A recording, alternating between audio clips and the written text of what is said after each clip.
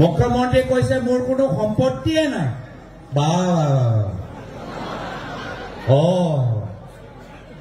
আমাকে বেয়া লাগিছে হয়নে নহয় মুখ্যমন্ত্ৰী এনেকুৱা কথাবোৰ ক'বলৈ হৈছে এতিয়া মই আপোনালোকক এটা সহজ সৰল স্পষ্ট প্ৰশ্ন সুধিছো মুখ্যমন্ত্ৰীয়ে যে কৈছে মোৰ কোনো সম্পত্তি নাই আপুনি বিশ্বাস কৰে নেকি কওকচোন বিশ্বাস কৰে নেকি কওকচোন অসমৰ ৰাইজে বিশ্বাস কৰে নেকি শ্ৰদ্ধেয় ৰাইজ অসমৰ মুখ্যমন্ত্ৰী কৰোড়পতি মুখ্যমন্ত্ৰী তেওঁ অসমৰ আমাৰ ভাৰতৰ ভিতৰত যিমানবোৰ মুখ্যমন্ত্ৰী আছে তাৰ ভিতৰত তেওঁ নৱম স্থানত আছে আটাইতকৈ ধন আৰু সম্পত্তিৰ তালিকা নৱম স্থানত আছে আগক আমাক কয় যে আমাৰ কোনো সম্পত্তি নাই অসমৰ ৰাইজৰ বিবেকটোৱে সন্মান নকৰে তেওঁ অসমৰ ৰাইজে জানিবলৈ বিচাৰে যে প্ৰয়াত জুবিনদাৰ মৃত্যু কেনেকৈ হ'ল সেইখিনিয়ে কথা আমি জানিবলৈ বিচাৰো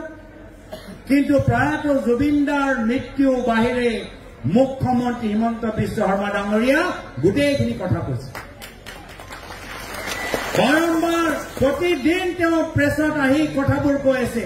গোটেইবোৰ কথা ক'লে কিন্তু আজিলৈকে আমাক ক'ব পৰা নাই যে জুবিন গাৰ্গৰ মৃত্যু কেনেকৈ হ'ল সকলৰ কথা আমি শুনিব পাৰিছো SIT CID সকলৰ কথাবোৰ আমি জানিব পাৰিছো কিন্তু আজিলৈকে শ্যামকানু মহন্তৰ ভূমিকা লৈ SIT নিমাত শ্যামকানু মহন্ত লৈ অসম আৰক্ষী SID CID আজিলৈকে নিমাত কিয় আমি জানিবলৈ বিচাৰিছো বিভিন্ন শিল্পীসকলক মাতিছে তেওঁলোকে কি কৈছে সেইখিনি আমি আমাক মিডিয়া যোগেদি আমাক জনাইছে